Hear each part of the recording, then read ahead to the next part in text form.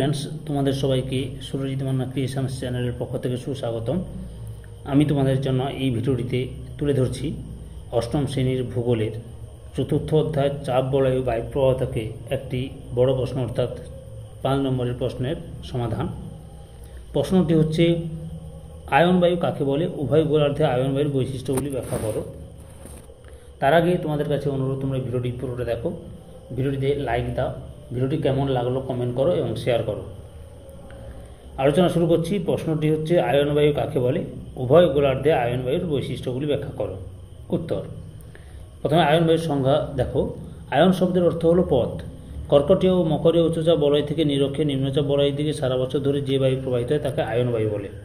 বৈশিষ্ট্য, প্রথম বৈশিষ্ট্য বিস্তার। উভয় গোলার্ধে গড়ে 5 থেকে 25 ডিগ্রি অক্ষরেখার মধ্যে এ বায়ু প্রবাহিত হয়।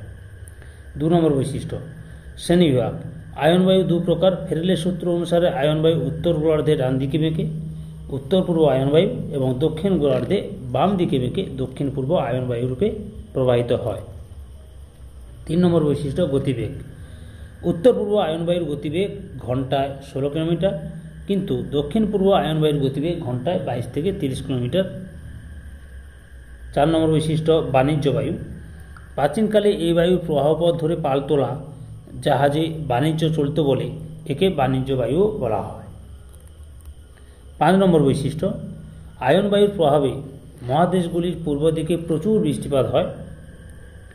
এই বায়ুর প্রভাবে মহাদেশের পশ্চিম দিকে বৃষ্টিপাত না হওয়ায় 5টি বড় বড় মরুভূমির সৃষ্টি হয়েছে। সেই মরুভূমিগুলির নাম হল সাহারা, কালাহারি, আটাকামা, গ্রেট অস্ট্রেলিয়ান মরুভূমি, সোনেরার সৃষ্টি হয়েছে। এই মরুভূমিগুলির সৃষ্টি হয়েছে। সম্পূর্ণ ভিডিওটি দেখার জন্য তোমাদের সবাইকে অসংখ্য ধন্যবাদ।